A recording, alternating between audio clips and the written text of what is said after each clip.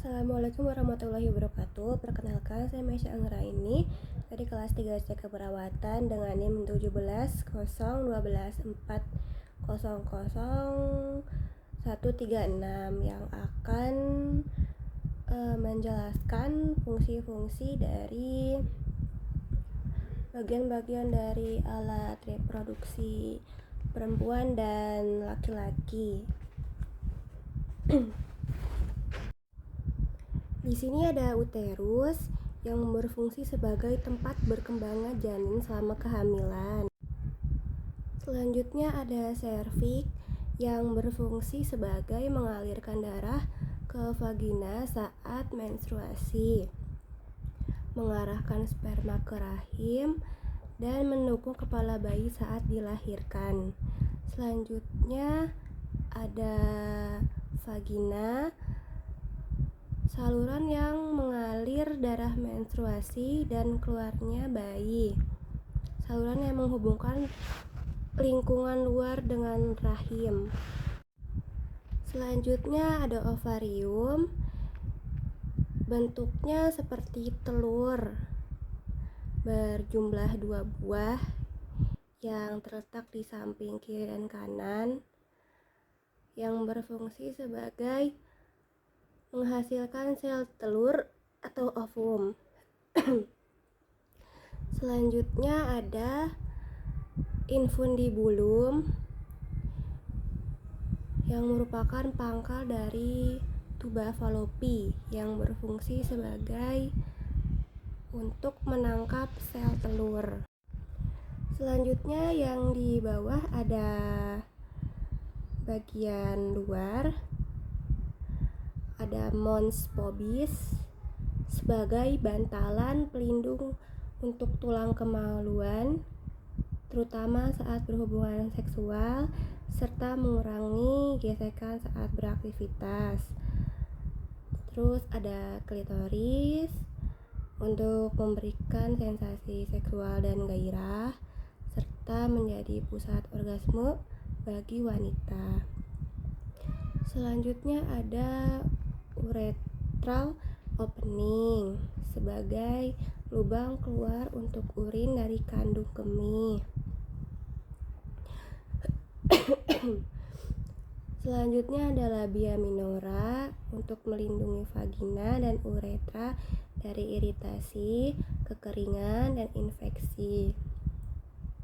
Selanjutnya ada labia mayora untuk melindungi organ reproduksi eksternal seperti labia minora, klitoris, dan lubang vagina dari kotoran, kuman, dan cedera fisik.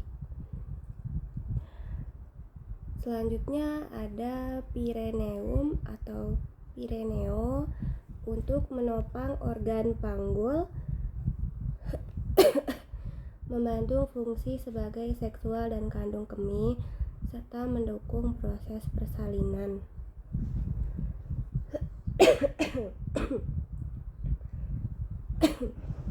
Selanjutnya ada anus, berfungsi sebagai untuk mengeluarkan sisa pencernaan atau feses dari tubuh melalui proses defeksasi atau buang air besar. Selanjutnya ada lubang vagina, fungsinya untuk jalur keluar darah menstruasi, jalur lahir bayi. Selanjutnya di sini ada alat reproduksi laki-laki tampak samping.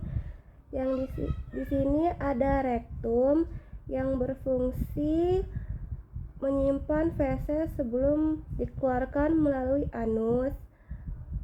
Selanjutnya ada seminal vesicle untuk menghasilkan cairan sebagai sumber energi sperma agar dapat bergerak menuju sel telur. Selanjutnya di sini ada kelenjar prostat atau prostat gland, berfungsi menghasilkan cairan yang melindungi dan menutrisi sperma.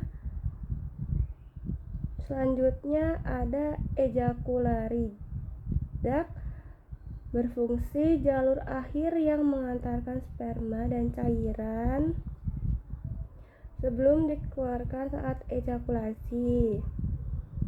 Selanjutnya ada bulbourethral gland, berfungsi menghasilkan cairan yang melumasi uretra dan menetralkan keasaman saluran agar sperma tetap hidup saat keluar. Selanjutnya ada epididymis, berfungsi mematangkan dan menyimpan sperma sebelum menuju vas deferens. Vas deferens atau ductus deferens berfungsi menyalurkan sperma dari epididymis menuju uretra sebagai persiapan ejakulasi. Kemudian ada testis, berfungsi menghasilkan sperma dan hormon testosteron yang berperan penting dalam perkembangan ciri-ciri kelamin sekunder pria. Kemudian ada skrotum, bagian seperti kantung yang di dalamnya terdapat testis, berfungsi menjaga suhu testis agar sesuai untuk produksi sperma. Selanjutnya ada urinary bladder, berfungsi menyimpan urin sebelum dikeluarkan dari tubuh melalui uretra. Selanjutnya ada uretra, berfungsi untuk urin dan sperma keluar dari tubuh. Kemudian ada penis yang berfungsi sebagai saluran kencing atau urin dan saluran sperma. Kemudian ada uretral meatus, lubang keluar dari uretra pada ujung penis, tempat keluarnya urin dari kandung kemih dan air mani saat ejakulasi. Selanjutnya ini ada alat reproduksi laki-laki tampak dalam. Di sini ada vesicula seminalis, berfungsi penghasil makanan sumber nutrisi bagi sperma. Selanjutnya ada kelenjar prostat, mensekresi cairan bersifat basa untuk menetralisir daerah vagina yang bersifat asam. Selanjutnya ada kelenjar Cowper, menghasilkan cairan bersifat basa. Selanjutnya ada vas deferens, mengangkut sperma matang dari epididymis ke vesicula seminalis. Selanjutnya ada uretra, tempat keluarnya urin, saluran kemih dan sperma, saluran kelamin.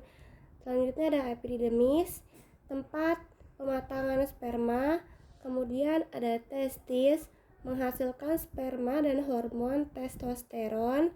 Selanjutnya ada penis, alat untuk memasukkan sel sperma ke dalam alat reproduksi wanita. Begitu saja penjelasan dari saya. Mohon maaf bila ada kesalahan kata. Assalamualaikum warahmatullahi wabarakatuh.